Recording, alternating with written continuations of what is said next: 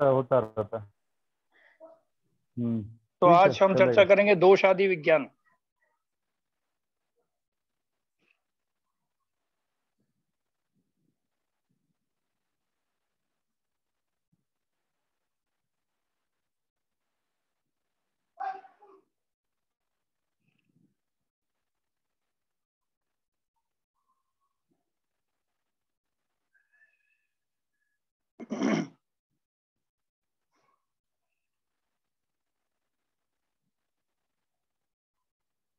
शब्द जरा आपको सुनने में ऐसे लगेंगे, दोषादि विज्ञानाय, क्योंकि संस्कृत है इसलिए आप इसका चिंता छोड़िए, हम आपको सारी चीजें क्लियर कर देंगे। सभी को प्रणाम, एक बार फिर से नमस्कार। आज हम चर्चा करने वाले हैं दोष, धातु और मलों के विषय में। सामान्य कर्म इसके क्या रहते हैं, और वृद्धि बढ़ जाए कोई चीज शरीर में, जैसे कब बढ़ गया तो क्या होगा, पित्त बढ़ गया तो क्या होगा, और वात बढ़ गया तो क्या होगा, किस प्रकार से, और ओज का भी वर्णन किया गया है। तो इस प्रकार की हम चर्चा करने वाले हैं।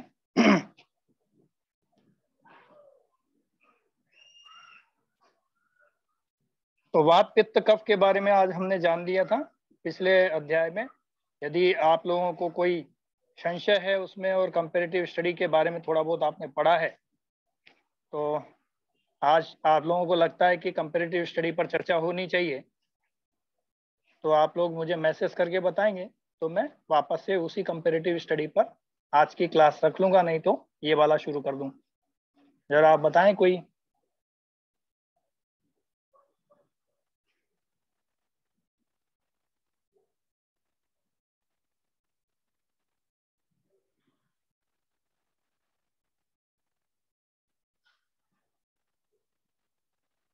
क्या कंपैरेटिव स्टडी पर ही बात होना चाहिए, या फिर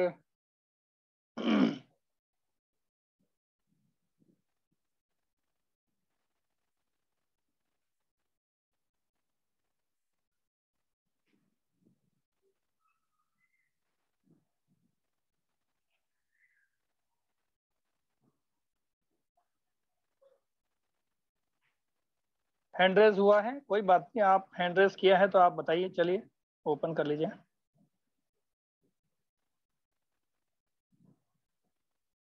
हैंड रेज आपको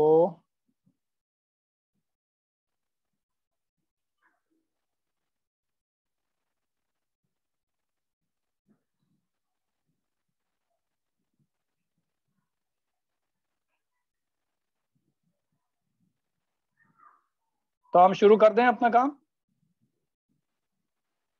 एक चैट आया है, मैसेज आया है, देख लेते हैं क्या है। मैसेज तो कोई भी नहीं दिख रहा है।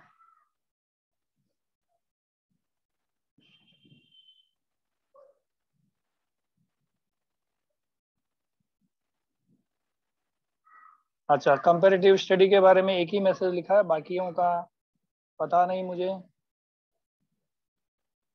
बाकी लोग क्या चाहते हैं। चलिए फिर कंपैरेटिव स्टडी पर चर्चा करते हैं, इसको बंद करते हैं। तो आप सवाल रखते जाइए, मैं उस पर हम शुरू करते हैं चर्चा।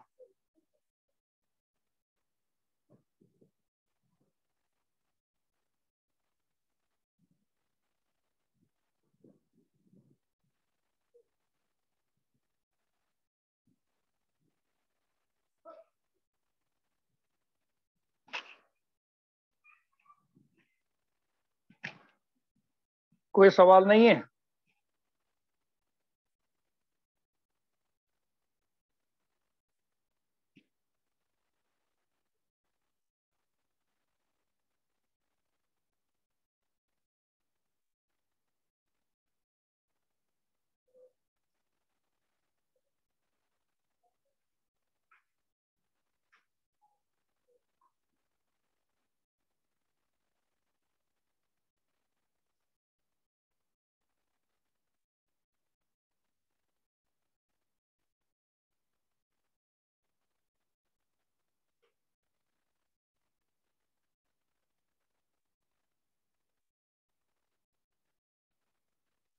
जी अनीता जी कुछ कहना चाहते हैं?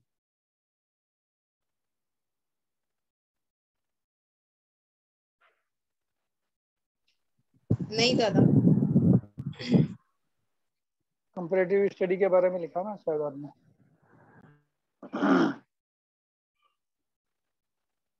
विक्रम जी को कौन संशय है इस विषय में? और तो कौन है? दीपक जी हैं।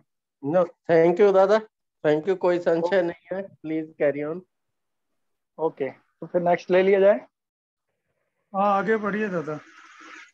ओके।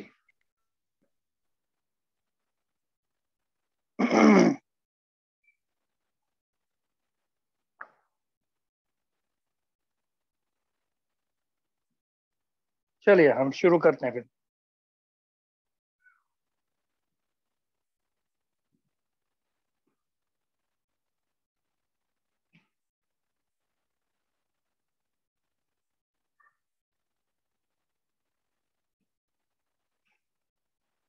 दोषादि विज्ञान। तो दोषादि विज्ञान यानी दोष, शरीर में दोष कितने हो सकते हैं? दो ही प्रकार के दोष होते हैं, या तो शारीरिक और दूसरा मानसिक। कोई कहेगा हमको कि शरीर में कितने प्रकार के दोष हो सकते हैं, तो क्या कहेंगे हम? शारीरिक और मानसिक। अब मानसिक में अलग अलग रजतम ये सब हम मान सकते हैं, और शारीरिक में वात पित्त और कफ। ठीक है, तो शारीरिक दोष तीन प्रकार के हो गए, वात पित्त और कफ। और अब इसमें विकृत दिया जाए कोई, और अविकृत, दो प्रकार के लक्षण हो सकते हैं। अविकृत का मतलब सामान्य, यानी कोई बीमारी नहीं किसी व्यक्ति को, तब वो स्वस्थ अवस्था में होगा तो कौन कौन से क्या क्या क्रियाकलाप उसके वात से क्या होंगे, पित्त से क्या होंगे, कफ से क्या होंगे, तो इसके प्राकृत यानी प्रकृति प्रदत्त लक्षण, तो प्रकृति ने हमें दिए हैं वो लक्षण क्या क्या हो सकते हैं।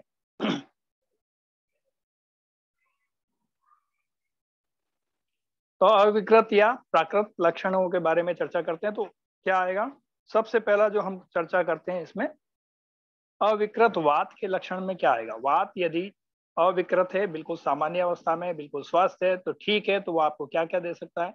उत्साह, उच्छ्वास, निश्वास, यानी आपका सांस का जो क्रम है, आपको पता है प्राणवायु, वायु हमारी वात कितने 5 प्रकार के हैं, तो पांचों वात जो है प्राण अपान समान व्यान, इस तरह से आप देखते हैं उदान। ठीक है, तो ये जो अभी हम इसकी और चर्चा करने वाले यहाँ पर है हमारे पास, वात कितने प्रकार के कैसे क्या होंगे और क्या इसका क्रम रहेगा, किसके गड़बड़ होने से क्या गड़बड़ होगा, ये सब हम विस्तार से लेंगे वन बाय वन। ठीक है, तो ये क्या क्या कर सकता है वात हमारे शरीर में? उत्साह, आपको एग्रेशन जो भी है, उत्साह वर्धन किसी कार्य का, यदि आपका वात बिगड़ा है तो उत्साह खराब होगा, यदि वात अच्छा है तो क्या उत्साह देगा? उच्छ्वास, उच्छ्वास यानी श्वास का अंदर लेना बाहर लेना, निश्वास, ये सब जो है सारे क्रम जो है। चेष्टा, जो हमारी चेष्टा बनती है शरीर की करने की जो क्षमता है, चेष्टा एक अंदर से कहते हैं ना, चेष्टा पूर्वक हम प्रयास कर रहे हैं या प्रयास पूर्वक चेष्टा कर रहे हैं, ऐसा कुछ बात करते हैं हम, तो वो सारा जो है इसी से देखने को मिलेगा। और क्या मिलेगा? वेद प्रवृत्ति, वेग, वेग हमारे कितने हैं? 13-14 वेग हैं, आधारणीय वेग, और हम इसकी भी चर्चा नेक्स्ट अध्याय में करने वाले हैं। तो वेग की प्रवृत्ति, वेग क्या हो सकता है? मल का, मूत्र का, छींक का, श्वास का, खांसी का, है ना, किसी को खांसी आ रही है, किसी को क्या है ना, ये सारे छींक आ रही है, ये सब क्या है? वेग है शरीर के। और इनको सबको रोकने से बहुत सारी बीमारियां आती हैं।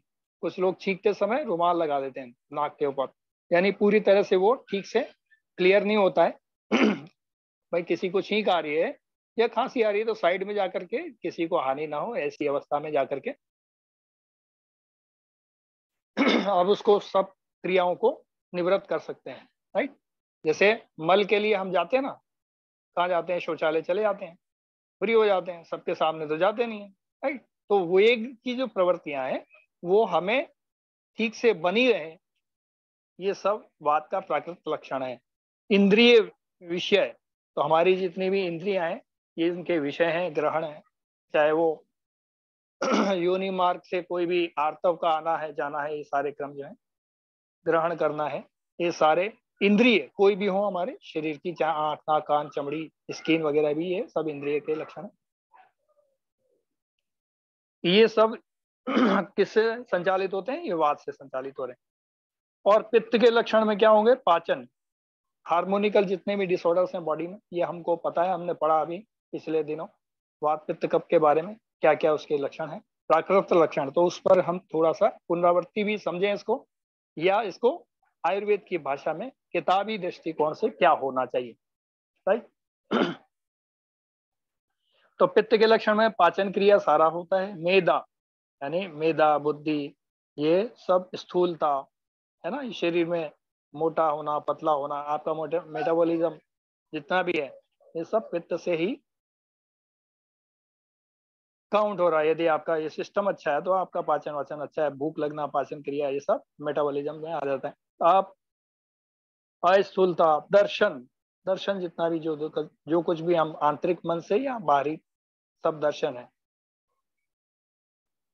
सुकुमारता नहीं, अच्छा दिखना, सुकुमारिता यानी बहुत अच्छा दिखना, कांति, शरीर पे, चेहरे पे क्रांति, कांति जो दिखती है, दर्शन, ये सब जो है इसी का हिस्सा है। किसका? पित्त का। आगे बढ़ते हैं कफ के बारे में। तो कफ क्या है? दृढ़ता देता है शरीर में, स्निग्धता। आपको पता है कि वात और पित्त और कफ, कफ वात का काम क्या है? ट्रांसपोर्टेशन का। तो ट्रांसपोर्टेशन की हमने चर्चा की थी, ट्रांसपोर्टेशन में उत्साह भी ट्रांसपोर्टेशन का हिस्सा हो सकता है, उत्साह श्वास का अंदर ले जाना, जाना ले जाना, सब क्या है? ट्रांसपोर्टेशन ही है ना। चेष्टा, ये भी ट्रांसपोर्टेशन है। और वेग, प्रवृत्ति, वेग का इधर उधर घुमाना फिरना, इंद्रियों का विषय ग्रहण करना, ये सब क्या? ट्रांसपोर्टेशन है बॉडी में। हमने ये समझा था बेसिकली क्या है इसका वर्क, ट्रांसपोर्टेशन। हार्मोनिकल डिसऑर्डर्स जितने ब्लड के अंदर जितने भी होते हैं, ये सब चाहे वो पाचन, मेदा, बुद्धि, स्थूलता, दर्शन, सुकुमारिता या कांति, दर्शन, ये सारे के सारे क्रम जो है किससे होंगे? पित्त से। ठीक है, इसी बार कफ के बारे में देखते हैं। तो कफ के लक्षणों में क्या है? दृढ़ता, शरीर में जो दृढ़ता आएगी, मोटापा है ना, या ठोस शरीर में होना, है ना, किसी शरीर का। एक तो होता है स्थूल हो गया, मोटा हो गया, पतला हो गया, ये सारे क्रम जो हैं आपको इसी से दिखेगा। दृढ़ता, स्निग्धता, शरीर में ड्राइनेस आ जाती है तो वो भी खराब है, लेकिन स्निग्धता देता है। कफ क्या देता है आपको? स्निग्धता देता है, सहनशीलता देता है, इंद्रियों को मजबूत बनाता है। यदि ठीक से चलता रहेगा तो इंद्रियों की मजबूती सारी इसी से। आंखों के अंदर भाई ये क्या है? मिनरल, विटामिन, ये सब क्या है? कफ ही है। बॉडी के अंदर क्या है? कफ है। अब ये ठीक से बॉडी को मिलता रहेगा, या न्यूट्रिशन वैल्यू जितनी बॉडी के अंदर बनी रहेगी, तो ये सब क्या है? ये सब कफ है। ये अच्छे से चलता रहे, संधियों को मजबूत करना, जैसे जोड़ों के अंदर कहते हैं ना आधुनिक विज्ञान में साइनोविल फ्लूइड वगैरह, ये क्या है? ये सब जो है इसके अंदर क्या है? मिनरल, विटामिन और ये सब चीजें मिल जाएंगी। तो ये सब जो है कफ, यानी पृथ्वी तत्व से जुड़ा हुआ, और उसको लिक्विड फॉर्म में आ रहा है, तो वो जल और पृथ्वी का दोनों का मिश्रण है। तो क्या है? जल और पृथ्वी दोनों मिलकर के क्या बना? कफ बना। ये कफ के अविकृत लक्षण है, विकृत नहीं है, सामान्य। जितना जल है उतना भी है, और जितना पृथ्वी तत्व है उसमें दोनों सामान्य अवस्था में रहें। तो क्या? दृढ़ता देंगे, स्निग्धता देंगे, चिकनाई देंगे बॉडी के अंदर, ताकि हमारे मूव कर सकें, हमारे शरीर के पार्ट घिसे ना, उसके अंदर जो स्निग्धता, चिकनाई, ये सारी चीजें हैं, तो वो सब चलता रहेगा। सहनशीलता देंगे शरीर के अंदर, गर्मी से सहने की शक्ति देंगे, सर्दी से सहने की शक्ति देंगे, तो ये सब यही देने वाले। संधियों को मजबूत करना, जोड़ों की मजबूती, ये। और दूसरा क्षमा। तो मैंने बताया था आपको वात का, पित्त का गुण अलग है। तो जहाँ कफ में क्या है? कफ वाला व्यक्ति आपको बार बार क्षमाशीलता देगा, क्षमा याचना करने की जरूरत नहीं पड़ेगी उस व्यक्ति से। आपसे गलती होगी तो आपको बार बार क्षमा कर सकता है। लेकिन यदि आपने बार बार गलतियां कर दी और उसकी क्षमता से बाहर निकल गया, तो फिर आपको खतरनाक भी बन सकता है, राइट। तो ये विकृति का लक्षण हो जाएंगे। अब हम देखते हैं, ये तो प्राकृत लक्षण है, प्रकृति प्रदत्त है, प्रकृति ने जो दिए हैं हमारे शरीर के अंदर, वो वाले लक्षण। अब विकृत हो जाए तो क्या होगा? यही सारे काम खराब हो जाएं, विकृत हो जाएं। विकृत का मतलब उसमें कोई ना कोई खराबी आ जाए। जैसे कफ है, कफ के अंदर जल और पृथ्वी तत्व दोनों मिलके बने हैं। अब शरीर में पृथ्वी तत्व बढ़ जाएगा तो क्या होगा, जल तत्व बढ़ जाएगा तो क्या होगा, राइट। तो ये विकृत हो गया। जितना होना चाहिए, जैसे आटा गूंथते हैं, आटा गूंथते के क्रम में क्या होता है, आटा जितना लिया जाता है और उसको खाना बनाने के लिए जो जरूरतें पड़ती है उसमें जो उतना ही पानी डाला जाता है।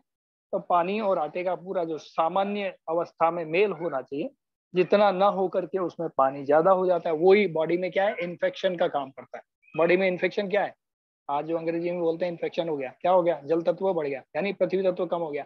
वहीं पर क्या हुआ, अग्नि तत्व बाकी तत्वों से ज्यादा क्या बढ़ गया, शरीर में जल बढ़ गया, और वो कफ के साथ यानी पृथ्वी तत्व के साथ मिलकर के क्या कर रहा है, पृथ्वी तत्व को गला रहा है, यानी उसको अविकृत कर रहा है, विकृति ला रहा है उसमें।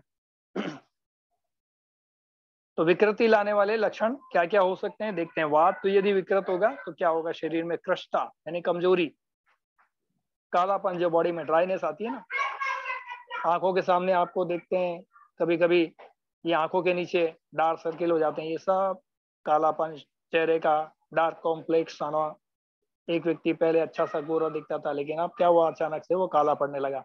बोले पता नहीं क्या हो गया इसको, कौन सी बीमारी हो गई है, एकदम काला पड़ गया इसका चेहरा है। रोग से आदमी की शरीर की उष्ण कामता, वात बढ़ जाएगा, यानी वात विकृत हो जाएगा तो उष्ण कामता यानी उष्ण यानी गर्मी, कामता यानी शरीर के अंदर गर्मी और सर्दी, यानी गर्मी को सहने के जो है क्षमता है वो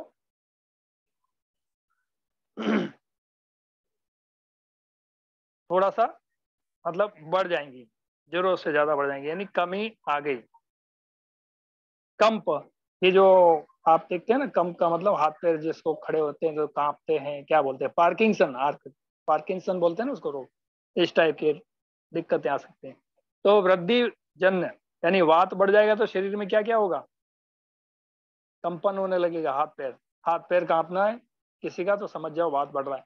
वात की अवस्था में आपने देखा होगा वृद्धावस्था में लोगों के हाथ पैर कांपने लग जाते हैं। अब दादा दादी को हम देखते हैं घर के अंदर, वो सारे ऐसे ही दिखाई देते हैं, हिलते डुलते दिखाई देते हैं, है ना। उनके हाथ पैर कुछ न कुछ पकड़ा दो तो कांपने लग जाते हैं, ज्यादा देर खड़े रहने को बोलो तो कांपने लग जाते हैं। ये सारे क्रम देखने को मिलते हैं। और क्या होगा, मलावरोध, यानी पॉटी वोटी जाते हैं ना तो उनको कॉन्स्टिपेशन होने लगता है, एक उम्र के बाद में, 50 के बाद में, 60 के बाद में ये होने लगता है। आजकल तो बच्चों को, जवानों को भी हो गया है, क्योंकि यूरिया वाला खाना खा रहे हैं, वो ड्राइनेस पैदा करता है बॉडी के अंदर, तो उसकी वजह से हो रहा है। यदि हम ऑर्गेनिक फूड यूज करेंगे तो ये सारा क्रम थोड़ा सा रुक सकता है।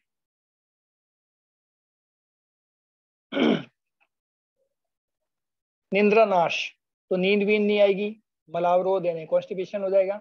तो यदि वात बढ़ जाएगा तो शरीर में क्या होगा, कृष्णता यानी कमजोरीपन, कालापन, शरीर में गर्मी ज्यादा बढ़ना है, कम होना है ना, मलावरोध, कॉन्स्टिपेशन होना, निंद्रा नाश, यानी जिसको अल्जाइमर वगैरह बोलते हैं आजकल लोग, ब्रेन से जुड़ी हुई प्रॉब्लम जितनी भी हैं वो सब अल्जाइमर में आ जाता है। तो रात को नींद नहीं आना, ये पहला लक्षण दिखता है। फिर उसके बाद में बहुत सारी चीजें, आदमी बड़बड़ाता है, किसी को गाली देता है, किसी को कुछ करता है, ये वृद्धावस्था में ये सारे क्रम देखने को मिलते हैं। बिना बात ही कुछ न कुछ बोलता रहता है, ये सब निंद्रानाश या अल्जाइमर के सारे लक्षण जो हैं हमें,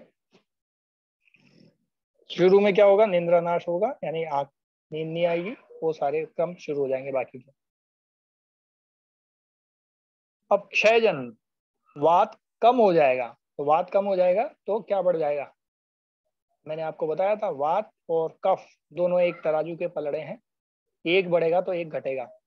तो क्या होगा, क्षयजन्य यानी वात का क्षय हो गया, वात शरीर में कम हो गया, वात में कुछ न कुछ कमी या विकृति आई है, तो क्या बढ़ेगा, कफ के लक्षण बढ़ जाएंगे। तो नीचे लिखा हुआ है कफ वृद्धि के लक्षण, वो सारे दिखेंगे। क्या होगा, सुस्ती उस्ती पड़ा रहेगा, आदमी शिथिलता रहेगा, बातचीत करने का मन नहीं करेगा, राइट, ये सारे क्रम। शिथिलता यानी काम करने का उत्साह ही नहीं रहेगा, सब बिल्कुल ऐसे डले पड़े रहने का, खाते पीते सो जाओ बस, ऐसा मन करेगा। बात करने का मन नहीं करता है। कई बार ऐसा होगा, आपने देखा होगा, लोग जब घर आते हैं किसी से अपने कमरे में जाके कुछ लोग ऐसे होते हैं, बंद हो जाते हैं, बातचीत करना पसंद नहीं करते हैं, राइट। अल्प भाषण, बातचीत का मन नहीं करेगा। संज्ञा मोह, संज्ञा मोह यानी किसी के प्रति जो संज्ञा, संज्ञा यानी संज्ञा सर्वनाम हमने पढ़ा था, किसी व्यक्ति विशेष नाम को संज्ञा कहा जा रहा है। तो व्यक्ति विशेष मोह यानी किसी पर्टिकुलर चीज से उसका मोह जो है बहुत ज्यादा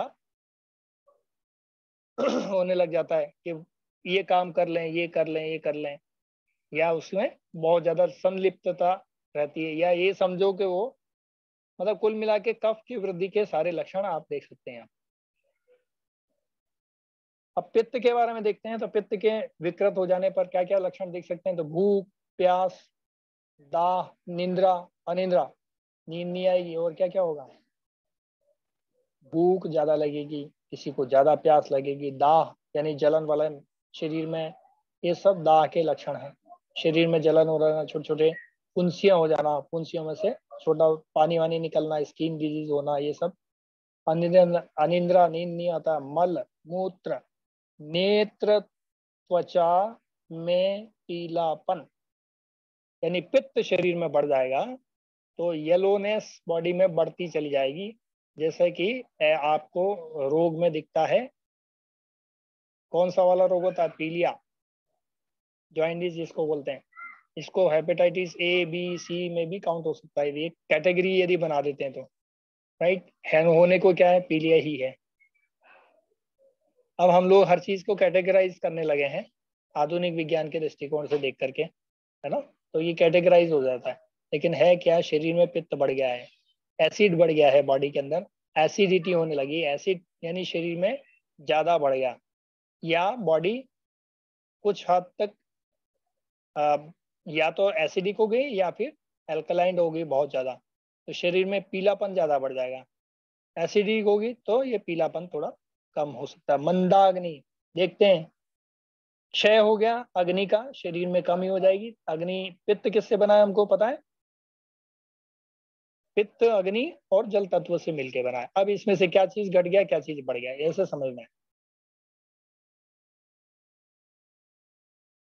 अब इसमें जल की मात्रा बढ़ा देंगे तो क्या होगा, भूख कम लगेगी, राइट। यहाँ क्या लिखा था, भूख प्यास, यानी अग्नि तत्व बढ़ जाएगा तो भूख प्यास बढ़ जाएगी, दाह होगा, खुजली उजली होगी, अनिद्रा, ये मलमूत्र, नेत्र त्वचा में पीलापन, ये सब किससे बढ़ेगा, अग्नि तत्व बढ़ गया। तो जल तत्व और अग्नि तत्व के सामंजस्य से ही पित्त का निर्माण हो रहा है।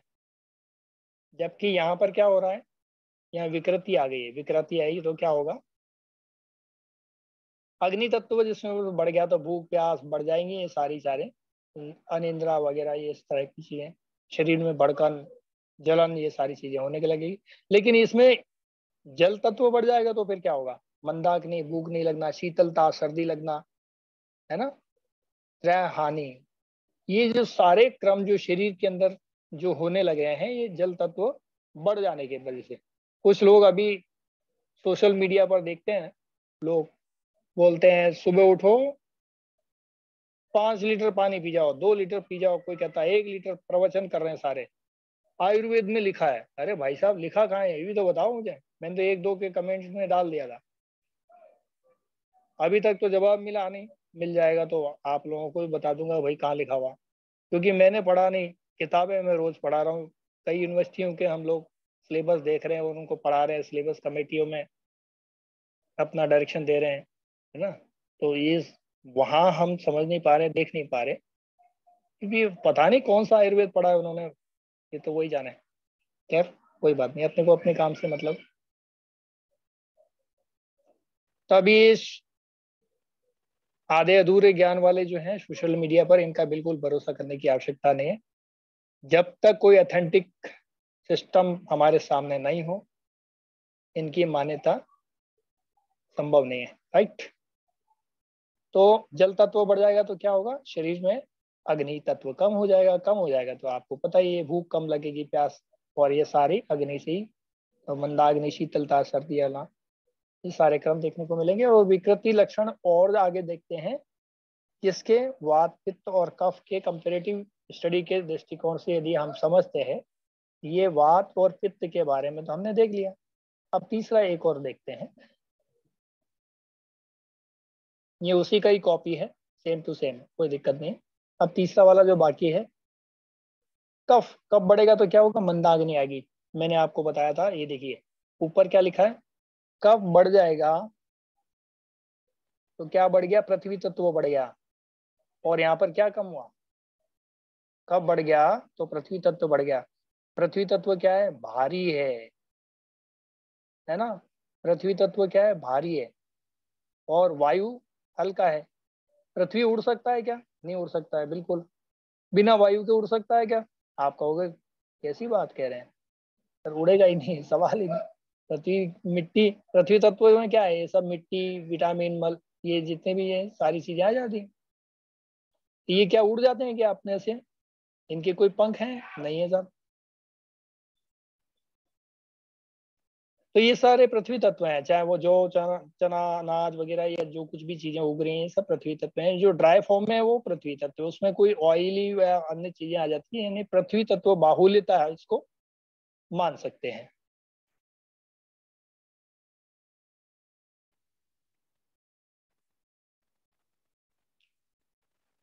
तो यहाँ पर क्षय देखेंगे तो आपने देखा होगा, क्षय होगा कफ का, यानी कफ की कमी होगी तो क्या होगा?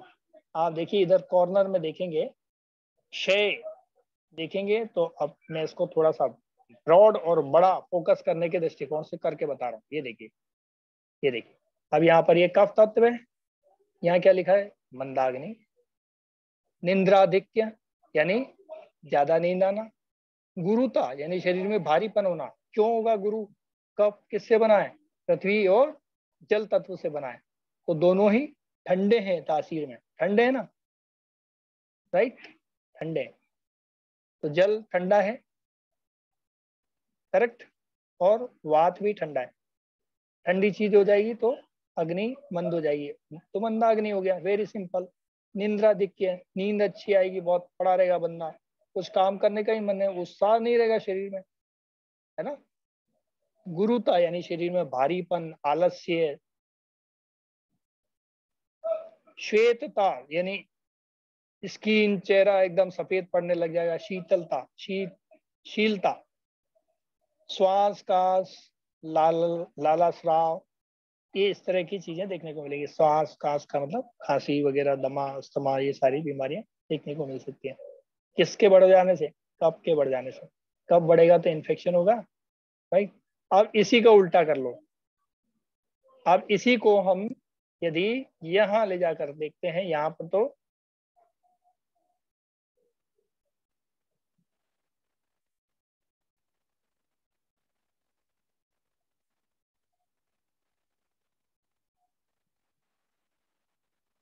हाँ, अब आ गए अपन यहाँ इस ब्रैकेट में। इस कप से ले जाओ और इसको, यार कुछ ज्यादा ही आ गया, छोटा करते हैं। चलिए छोटा करके देख,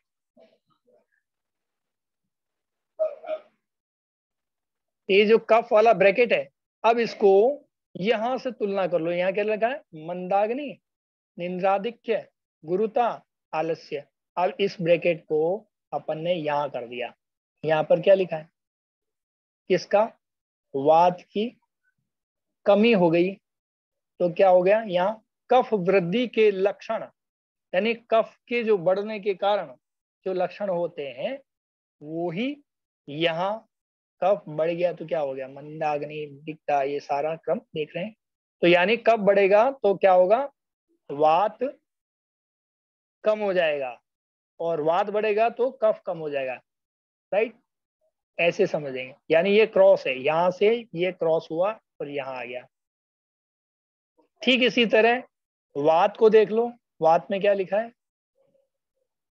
वृद्धिजन्य लक्षण, यानी बढ़ गया तो क्या होगा? ये सारे कम, निंद्रा नाश और ये सारे कम देखने को मिलेंगे, मला रोग, कॉन्स्टिपेशन हो जाएगा। अब इधर देख लो, भ्रम, क्या होगा?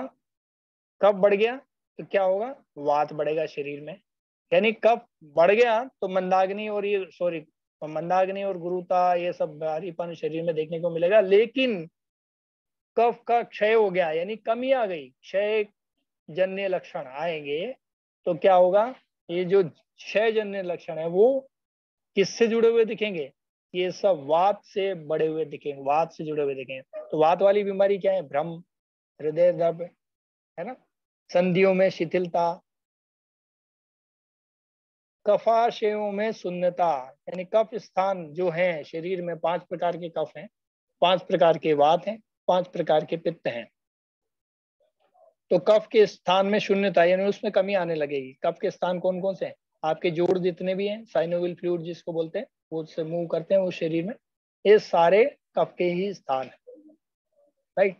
तो इस तरह से हमको समझना है रोग कैसे पकड़ना है, कैसे समझना है, विकृत होगा तो कैसे, और प्राकृत है तो कैसे। प्राकृत के बारे में हमने ऊपर देखा, प्राकृत लक्षण, और ये विकृत का बारे में यहाँ देख रहे हैं, विकृत लक्षण। और विकृत में क्या विकृत हुआ, वृद्धि हो गई तो क्या, क्षय हो गया तो क्या, यानी वृद्धि बढ़ गया तो क्या, वात बढ़ गया तो क्या होगा, पित्त बढ़ गया तो क्या होगा, कफ बढ़ गया तो क्या होगा, ये सारणी चार्ट है हमारे सामने। और क्षय यानी कमी हो गई तो क्या हो गया, वात कम हो गया तो क्या होगा, पित्त कम हो गया तो क्या होगा, और कफ कम हुआ तो क्या होगा, ये पूरा चार्ट हमारे सामने।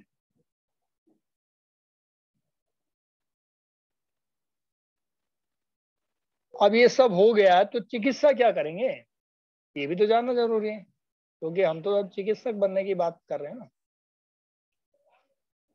तो इसमें चिकित्सा क्या होगी, बढ़ गया तो क्या करना, पित्त व कफ वृद्धि में लंघन अपतर्पण करें। क्या लिखा है, पित्त व कफ वृद्धि में लंघन और अपतर्पण करें। एक तो तर्पण यानी नरिशमेंट बॉडी का, यहां लिखा अपतर्पण यानी नरिशमेंट का उल्टा, है ना, नरिशमेंट का उल्टा करना है, राइट। तो जब भी वृद्धि हो गई क्या क्या बढ़ गया था, कफ और पित्त दोनों बढ़ गए, तो क्या करो, लंघन करो। लंघन का मतलब उपवास, व्रत, ऐसा कुछ करो। और क्या करो, या अपतर्पण करो। लंघन का मतलब खाने का निषेध, एक टाइम का खाना नहीं खाओगे चलेगा, है ना। क्या हो गया, कब बढ़ गया शरीर में तो भारीपन आएगा, आलस्य आएगा, निंद्रा आने की, ये सारे क्रम हो गए, ये सारे दिख रहे हैं ना, कब वृद्धि के लक्षण है। नींद आएगी, शरीर में भारीपन आएगा, तो क्या करोगे, लंघन करो, यानी जो शरीर में खाना खा लिए थे ज्यादा उसका क्या करना, अगले टाइम में त्याग करना। तो एक टाइम का भोजन छोड़ दोगे तो क्या हो गया, बीमारी हो गई शांत, यहीं के यहीं खत्म। तो वो आपके हाथ में है, आप कैसे स्वस्थ रहना, आपको ठीक होना नहीं होना, ये सब आपके क्रम हाथ में है,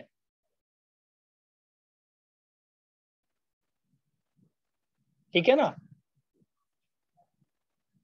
तो क्या हुआ, चिकित्सा में क्या करना है, पित्त और कफ दोनों बढ़ जाएंगे तो क्या करना, लंघन या तर्पण करना है, अपतर्पण करना है। और वात वृद्धि में संतर्पण अथवा ग्रहणम करें। संतर्पण, संतर्पण यानी साथ में तर्पण करें, नरिशमेंट, नरिशमेंट करना है बॉडी के अंदर, जो भी तेल घी इस टाइप का। वात बढ़ जाएगा तो वात में आगे चिकित्सा में आप पढ़ेंगे, पंचकर्मा का भी सिलेबस अभी लॉन्च होने का, उसके बाद में पहले बेसिक हो जाएगा उसके बाद। तो बिना बेसिक के आपको ये सारी चीजें समझ में नहीं आएगी, क्योंकि इसके आगे की चीज है वो पंचकर्मा।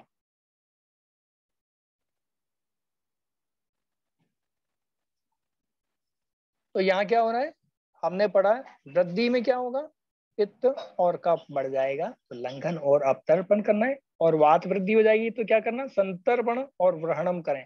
ग्रहणम का मतलब किसी भी ऑयल, तेल, घी वगैरह से थोड़ा सा मालिश वालिश करें, या ऐसी चिकनी चीजों का प्रयोग करें खान पान में, ऐसा कुछ प्रयोग करें जो हमने अभी वात के चिकित्सा के बारे में ऊपर, वात पित्त कफ जो हम पढ़ रहे थे पिछले वाले अध्याय में, हमने वो सारा देखा था, पढ़ा था, राइट। तो यहाँ पर संतर्पण और ग्रहणम करें। अब ये क्षय हो जाए तो क्षय में क्या चिकित्सा करनी है, कम हो जाएगा तो क्षय वाला चार्ट आप देखेंगे, वो सब कुछ दिख रहा है तो क्या करेंगे, पित्त व कफ क्षय हो जाए तो ग्रहणम करें। क्या बताया है, यानी कफ कम हो गया है बॉडी में, यानी पृथ्वी तत्व कम हो गया है ना। आज के वाले ये एलोपैथी में क्या किया जाता है, तो विटामिन डी की कमी हो गई है, ये क्या है, ये हमारे यहाँ पे क्या है, कफ की श्रेणी में आता है। कैल्शियम की कमी हो गई है तो क्या करते हैं ये लोग, टैबलेट खाओ, दे ऊपर से दे दो, टैबलेट खिला दो। आयरन की कमी होगी तो आयरन की टैबलेट खिला दो, यही कर रहे हैं ना। तो हमारे यहाँ पर हम बरसों से ये काम करते आए हैं, कफ का क्षय हो गया, कम हो गया, तो ये जितने भी मल्टीविटामिन और ये सब कफ की श्रेणी में ही आते हैं। तो इनको क्या करेंगे, ग्रहणम करें, यानी उनको देंगे, खिलाएंगे, उसका नरिशमेंट होगा बॉडी का। वात क्षय में लंघन करें,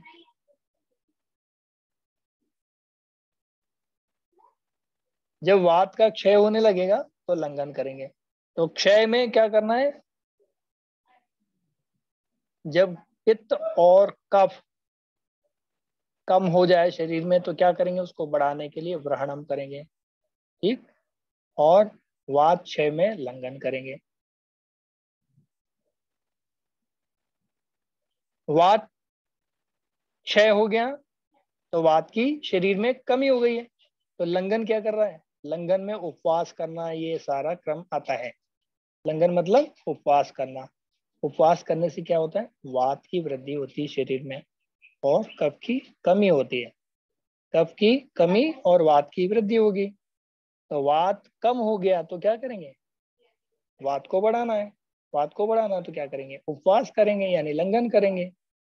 लंघन करेगा तो क्या होगा, वात बढ़ जाएगा तो कफ कम हो जाएगा। यानी बैलेंस है, बैलेंस है, इसमें कोई रॉकेट साइंस नहीं है। हर चीज को बैलेंस करके लाइफ को चलाना है, राइट। क्या चीज बढ़ गई, क्या चीज घट गई, वो सारा बैलेंस। हमारे घर में भी यही करते हैं हम। चाय के अंदर क्या कर रहे हैं, मान लो कोई चाय पी रहा है तो, या कोई खीर बना रहा है, सपोज करो, खीर बनाते बनाते क्या हुआ, दूध और चावल या ऐसी कोई भी चीज उसमें डाली है, दूध बढ़ गया तो एकदम पतली हो जाएगी खीर है। अब उसको गाढ़ी करनी है तो क्या करेंगे, उसमें कुछ मिलाना है, ड्राई फ्रूट्स या चावल मिलाएंगे, ये सब कुछ मिलाएंगे। अब वो मीठा कम रह गया तो क्या करेंगे, उसमें कुछ डालेंगे ना मीठा। तो ये सारा क्रम वो वहां पर जिस तरह से बैलेंस करते हैं हम किचन में, घर में, वैसे ही यहाँ पर बैलेंस करेंगे। ये भी अपना घर है शरीर, ये परमात्मा का घर है, वो भी परमात्मा ही का घर है, राइट। तो इसको बैलेंस करना है। धातु, धातुएं जो शरीर का धारण व पोषण करें वो क्या कहलाएंगी, परिभाषा। धातु की परिभाषा क्या है, बिल्कुल शॉर्ट। हालांकि बहुत सारे राइटर्स ने, अब विज्ञान वहां पढ़ने जाओगे आयुर्वेद की क्लास में तो आपको बहुत लंबा लंबा चैप्टर, पूरा कम से कम 5-7 पेज है इसकी परिभाषा के बारे में। वो सब पढ़ोगे तो बड़ा लंबा हो जाएगा। हमने सीखना है बिल्कुल छोटा, इतना हमें कोई BAMS तो करना नहीं, लेकिन हमें ये चीज भी आनी चाहिए कि BAMS करने के बाद में वो लोग क्या कर रहे हैं, इतनी तो समझ हमको पैदा करनी है। इस शॉर्ट में किसी चीज को जानना है तो हमें इस तरह से शॉर्ट परिभाषाओं को एडॉप्ट करना होगा, समझना होगा। तो धातुएं क्षय, तो धातुएं क्या करती हैं, जो शरीर का धारण और पोषण करती है। धातुएं क्या कर रही हैं, जो शरीर को धारण करे वो धातुएं। धातुएं कौन सी होती हैं, 7 प्रकार की धातुएं होती हैं। रस, रक्त, मांस, मेद, अस्थि, मज्जा, शुक्र, राइट। 7 प्रकार की धातुएं पाई जाती हैं शरीर में। रस, रक्त, मांस, मेद, अस्थि, मज्जा, शुक्र, जिसको हम धातुएं बोलते हैं। वहीं एलोपैथी में और होम्योपैथी में उसको वो लोग शरीर के कवर के नाम से, मतलब उसको एक क्या बोलेंगे, लेयर्स को बोलते हैं। वो layer 7 layers, they are 7 layers in our body, clear. वो इस तरह से उसको देखते हैं। MBBS में जाओगे तो आपको 7 लेयर्स के बारे में चर्चा मिलती है। अब लेकिन उनको ये समझ में नहीं आता है कि होगा कैसे इसका बैलेंस, वो अपने तरीके से करते हैं। क्योंकि आयुर्वेद में तो एकदम स्पष्ट है, वहां पे वो सब स्पष्ट नहीं है। बस ये तो पता है उनको आयुर्वेद में लिखा है, तो उसको उन्होंने नाम दे दिया 7 लेयर्स। अब नाम तो दे दिया नकल करके, लेकिन नकल में भी अकल लगानी पड़ती है, वही बात खा गया। अब चिकित्सा देखें तो बढ़ जाए तो क्या करेंगे और घट जाए तो क्या करेंगे, ये तो हमने देख ही लिया है ना। तो धातुओं के बारे में हमने देख रहे थे, चर्चा कर रहे थे। ये वापस वो दोबारा पेज आ गया, ऐसे कैसे ही कॉपी हो गया था, सॉरी।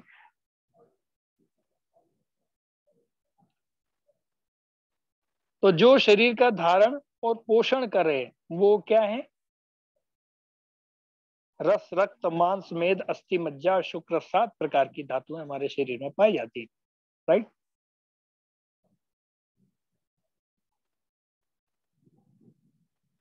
अब इसके लिए कुछ बड़े बड़े श्लोक आए हुए हैं, लेकिन वो श्लोक को मैं शॉर्ट करके समझने का प्रयास करते हैं अपन।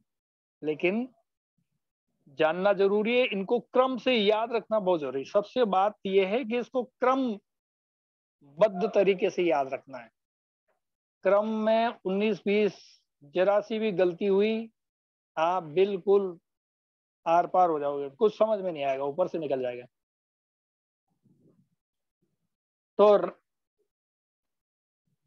वहां पर जो क्रम में दे रखा है, प्रीणनम, जीवनम, लेपनम, स्नेहन, स्नेहनम, धारणम, पूरणम, ऐसे करके दे रखा है ना। गर्भोत्पादनम, ऐसा करके वो पूरा श्लोक दे रखा, लंबा है। उसमें उसके अर्थ भी बहुत लंबे हो जा रहे हैं। तो हमने इसको शॉर्ट में समझना है, क्योंकि इतना समय नहीं, हम श्लोक पढ़ेंगे और लंबा सारा करेंगे। तो हमें शॉर्ट में सारी चीजों को सीखना है, कम से कम। तो रस क्या कर रहा है, शरीर में पीड़नम कर रहा है। ये क्या कर रहा है, शरीर को पूरी तरह से रॉ मटेरियल्स दे रहा है। रस क्या कर रहा है, खाना हमने खाया, खाने का जो क्या बना, रस बना। रस बना हमारे शरीर में, उसको फिर रस से क्या बनेगा, वो रस मिल जाएगा रक्त में, और वो रक्त बन जाएगा, और रक्त को पोषण करेगा। उसमें मल्टीविटामिन, ये वो जो भी कमियां, उसको पूर्ति कर देगा रस, है ना। रस अच्छा नहीं बनेगा तो क्या होगा, रक्त भी अच्छा नहीं बनेगा, और रक्त भी अच्छा नहीं बनेगा तो मांस यानी शरीर में जो ऊपर का लेप है, हड्डियों के ऊपर, जो ऊपर से शरीर के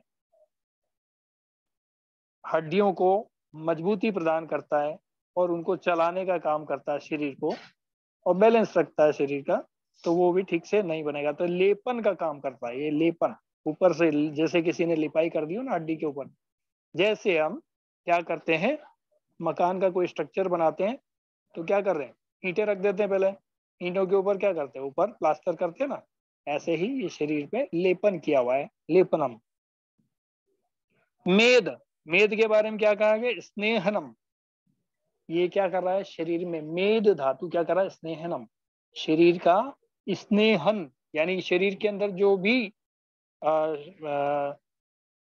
ये जो जोड़ है ना हमारे इसके, जिसको हम साइनोविल फ्लूइड के दृष्टिकोण से देखते हैं, तो जब भी आपको रिपोर्ट आएगी टेस्ट की, उसमें कोई दिखाया गया है कि साइनोविल फ्लूइड घट गया है या ऐसा कुछ है, आर फैक्टर, ये कुछ जो सारी रिपोर्ट्स आती हैं ये देखते हैं।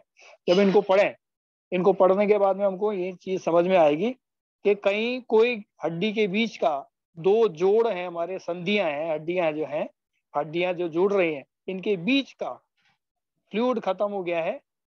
तो ये क्या है, स्नेहन है सारा। और ये क्या है, मेद धातु से संबंध रखता है, किससे करता है, मेद धातु से, राइट।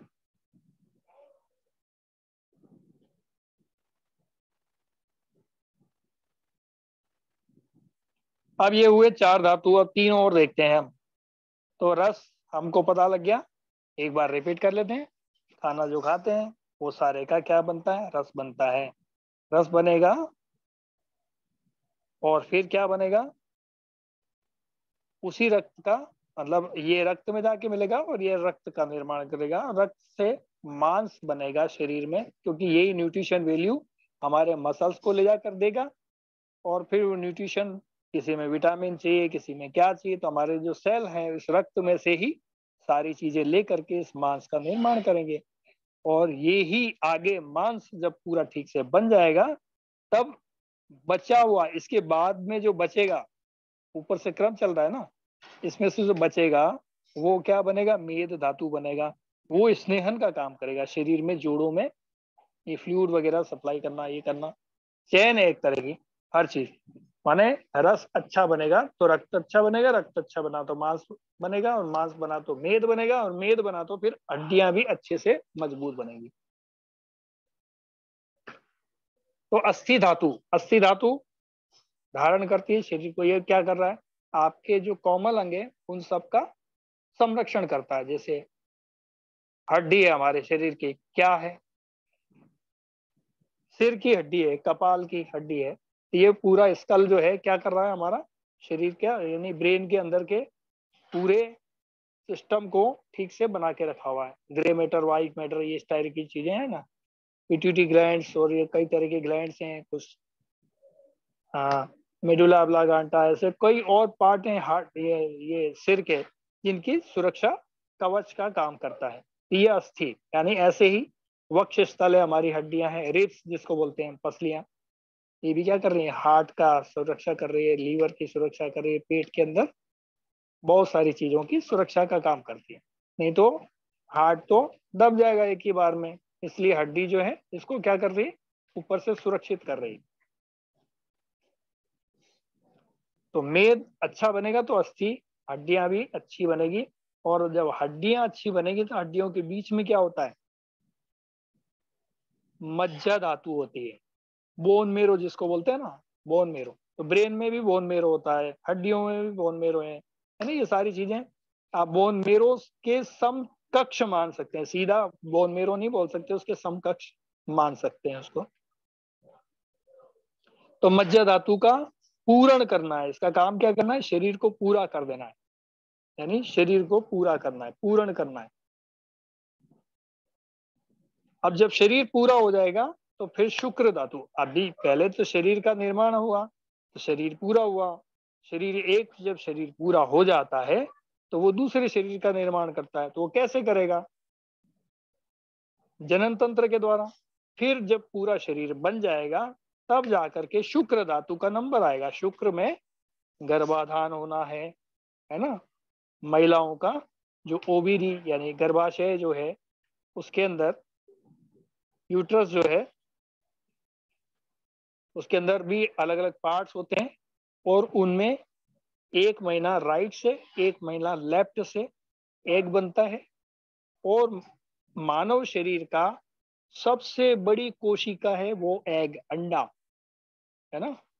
ओवरी में जो एग बनता है, हर एक महीने में एक अंडा इधर राइट में बनता है, दूसरे महीने में लेफ्ट में बनेगा, फिर वापस से राइट में बनेगा, फिर लेफ्ट में बनेगा, फिर राइट में बनेगा, फिर लेफ्ट में बनेगा, ऐसे क्रम पूरा चलता रहता है, राइट।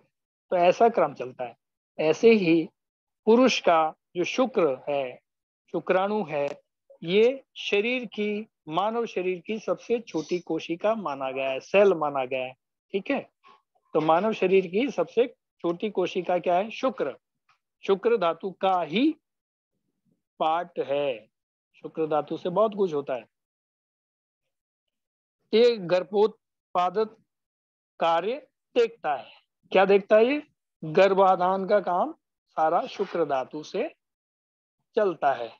जब पूरा शरीर बन जाएगा जब तो कोई नया शरीर का निर्माण की बात होगी। अब इसमें कुछ कमी है तो फिर ये जो शुक्र धातु यानी गर्भ जो निर्माण होगा उसमें भी वो कमी देखने को मिलेगी, जो आजकल बच्चों में देखने को मिलती है। कोई मेंटली अपाइज पैदा हो रहा है, किसी की एक उंगली नहीं है, किसी की क्या गायब है, किसी का कुछ दिक्कत है। इसलिए आयुर्वेद में कहा गया है कि पहले सातों धातुओं को पुष्ट करो, फिर उसके बाद में जब पूरे फिट हो गए तब ही ये आगे गर्भाधान का क्रम शुरू होना चाहिए। नहीं तो फिर क्या होगा, WHO भी यही बोलता है, भाई पहले महिला को पूरी तरह से इस लायक बनाओ। किसान क्या बोलता है, किसान बोलता है कि पहले निराई गुड़ाई करो धरती की अच्छे से, और उसमें 1 महीना पानी वानी खाद पानी डाल करके छोड़ दो, ताकि वो धरती जो है अच्छे से बीज का पोषण करने योग्य हो जाए। जब उसमें बीज लगाओ, किसान यही बोलता है। तो किसान ज्यादा समझदार है, लेकिन हम लोग ज्यादा समझदार नहीं हो पा रहे, जिसके कारण बच्चों में विकृति हम लोग देख पा रहे हैं। किसी बच्चे को कुछ समस्या है, किस बच्चे को कुछ समस्या है, क्योंकि ये एक्सीडेंटल जो बच्चे होते हैं, जी बिना तैयारी के होते हैं, ये सारा आयुर्वेद इसको नकारता है। आयुर्वेद कहता है पहले इसके लिए तैयारी होनी चाहिए। किसी को 6 महीना, किसी को 3 महीना, किसी को 9 महीना, किसी को 12 महीना, ऐसे तैयारी करना पड़ता है, ऐसा आयुर्वेद बोलता है। तो इसमें वो नाड़ी वगैरह सारा चेक किया जाता है, या 10 विधि परीक्षा होती है। 10 विधि परीक्षा कैसे होती है आगे हम पढ़ेंगे। को क्या क्या 10 विधियां अपनाई जाए जब हम रोग को डायग्नोस करते हैं।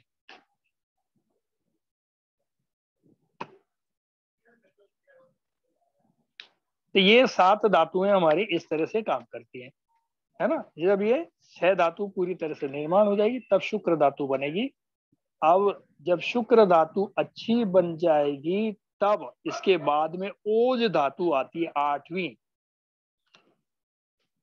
जैसे आपने कहा कि 7 ही धातु होती हैं, अब आप कहोगे जी ये 8वीं धातु कहाँ से आ गई। यही आपका आज के विज्ञान के हिसाब से जो क्रम है, वो ओज धातु क्या कहलाता है, आपका रोगों से लड़ने की क्षमता जो शरीर में पैदा होती है, ये इस ओज से ही पैदा होती है ना, जिसको हम इम्यूनिटी बोलते हैं, राइट। इम्यूनिटी अलग अलग अंगों की अलग अलग इम्यूनिटी होती है, यानी फॉरेन पार्टिकल से लड़ने का काम, यानी बाहर से कोई भी पार्टिकल बॉडी के अंदर घुसता है, वायरस बैक्टीरिया, उससे लड़ने का काम, उससे लड़ करके रोग ग्रस्त न हो जाए, ये सुरक्षा चक्र बनाने का काम कौन करता है, ओज धातु करता है। इसलिए कहते हैं कि 7 धातुएं पुष्ट होंगी तब आपकी इम्यूनिटी बनेगी। अब इम्यूनिटी बढ़ाने के लिए तो पता नहीं क्या क्या लोग, ये खा लो, वो खा लो, वो खा लो। अब उनसे पूछो कि भाई साहब ये 7 धातुएं पुष्ट हो जाएंगी क्या इनसे। जो ऐसी औषधि दी जानी चाहिए जो 7 धातुओं को ठीक से नरिशमेंट या पुष्टिकरण करते हो, राइट। तो ऐसी कौन कौन सी औषधियां हैं, ऐसी औषधियां सारी के सारी रसायन की श्रेणी में आती हैं। ये रसायन औषधियां होती हैं आयुर्वेद में, उनको क्या कहा जाता है, रसायन, राइट। तो इन रसायनों का निर्माण भी हम बाद में समझने का प्रयास करेंगे, लेकिन अभी पहले बेसिक चीजों को, एनाटॉमी, फिजियोलॉजी और बाकी चीजों को हम क्लियर करने का प्रयास करते हैं।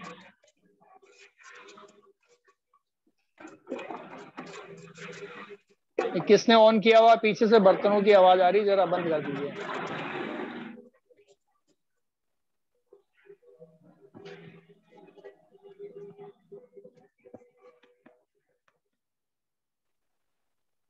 तो ये जो शुक्र धातु है ना, शुक्र धातु, ये शुक्राणु मनुष्य की सबसे छोटा वाला शुक्राणु जो है, ये शरीर का सबसे छोटा कोशिका है।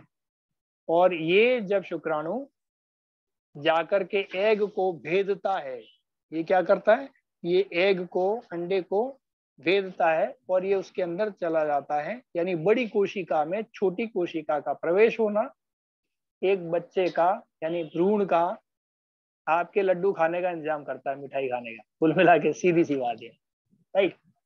बाकी आप सब समझदार हैं, ज्यादा कुछ बताने की आवश्यकता नहीं।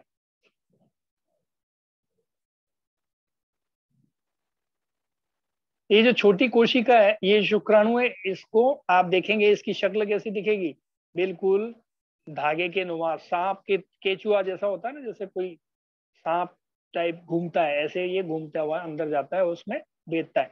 अब इसके जो मुहाना, यानी इसका मुंह जो होता है, आगे की तरफ से तीखा होता है बहुत ज्यादा। ये जो तीखापन है, यही स्पाइक प्रोटीन कहलाता है, और यही कोरोना है एक तरह से आपके शरीर में। आज जिसको नाम तमाशा फैला पड़ा है ना, कोरोना, कोरोना लग गया, अरे भाई वो तो हर एक के पास है, नहीं होता तो हम पैदा ही नहीं हो पाते कोई भी हम में से, है। ये स्पाइक प्रोटीन है, ये शुक्राणु, वो हर पुरुष के पास है, राइट। जिसके पास में शुक्राणुओं की संख्या पूरी है उसके पास है, ये एग को जाकर के भेजता है।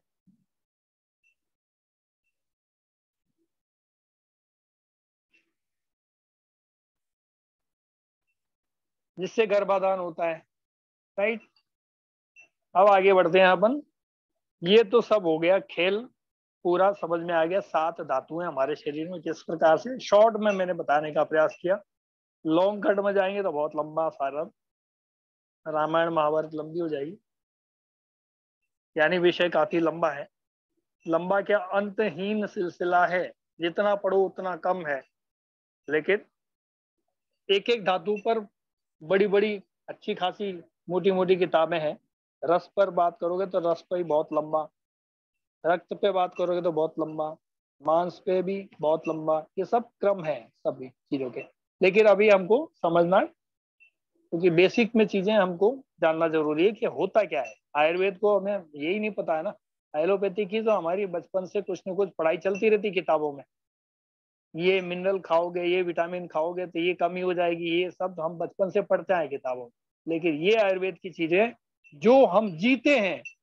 समस्या तो हमारे देश में ये है कि हम जो जी रहे हैं वो हमें कोई नहीं पढ़ाता, और ऐसा ज्ञान दिया जा रहा है जो हम जी नहीं रहे।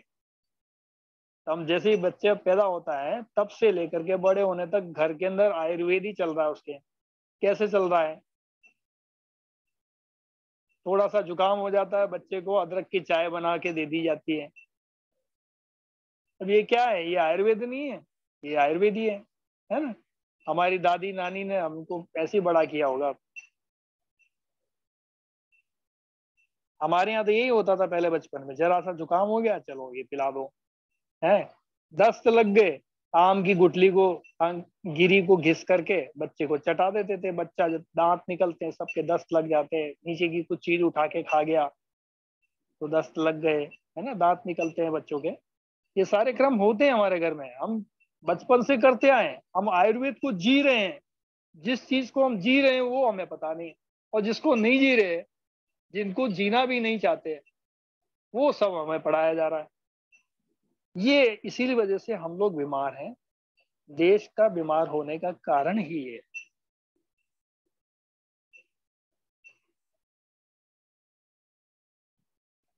तो बीमारी की कहानी तो ये है।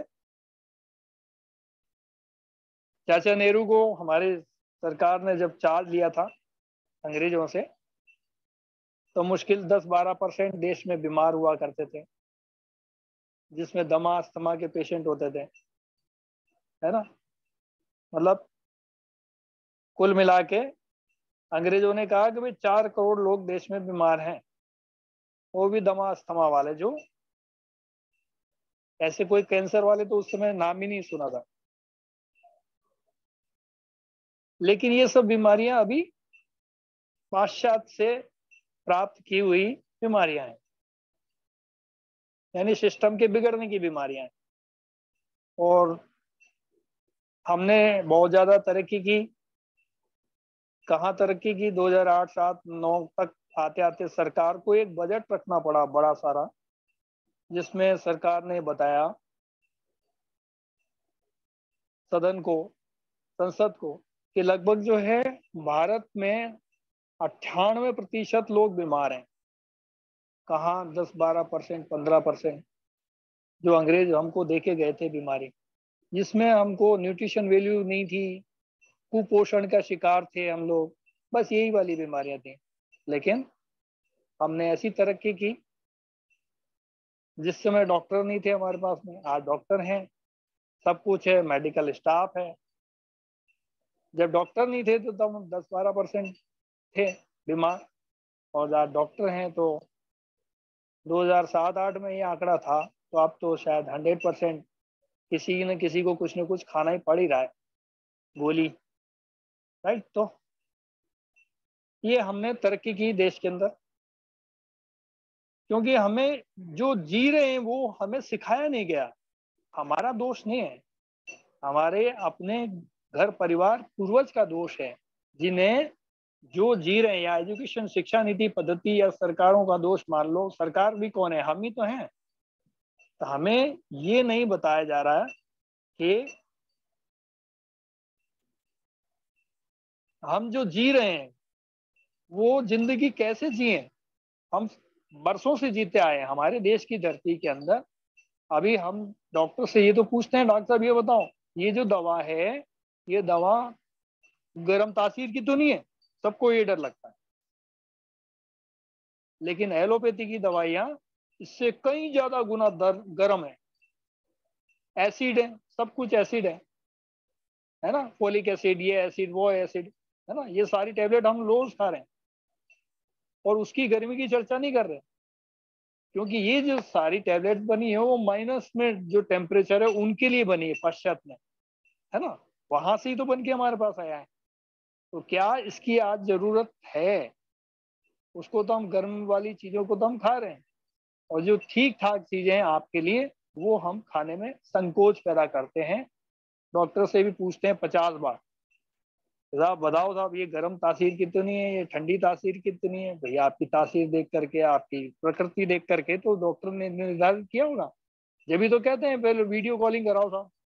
हम ऑनलाइन हो गया ना आजकल सिस्टम, तो ऑनलाइन में हमको हम लोग क्या कहते हैं, भाई वीडियो कॉलिंग करके हमको बताओ, सारी चीजें समझाओ, तब हमको दवा लिखना चाहिए, है ना। अदरवाइज तो आप गलत काम कर रहे हैं। 7 धातुओं के विकृत हो जाए, अभी तक तो सामान्य लक्षण देखे थे हमने, सामान्य क्या क्या हो सकता है। अब ये विकृत हो जाए तो क्या होगा, कौन से रोग आएंगे, कब पित्तवात के बारे में हम समझ गए। अब हमें समझना शेष क्या है, 7 धातुओं के विकृति पर होने वाले लक्षणों के बारे में।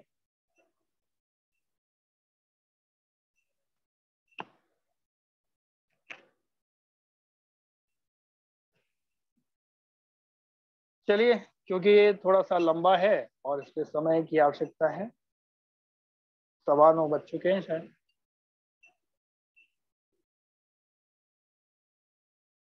आप लोग जल्दी ज्वाइन करेंगे तो थोड़ा जल्दी और ज्यादा चीजें मिलेंगी।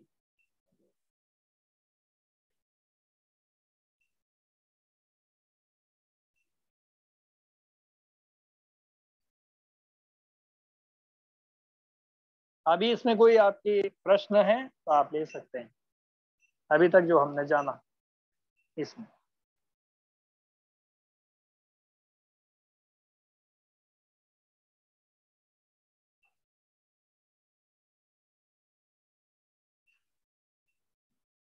जी प्रमीला जी बताएं।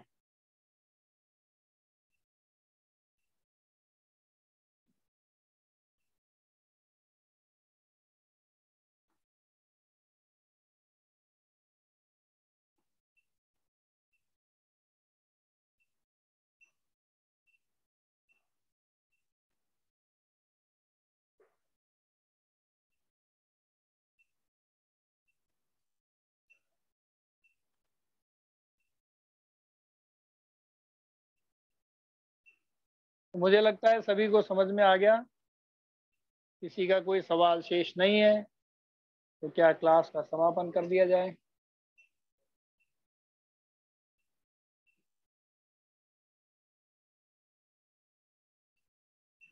सभी को प्रणाम, नमस्कार।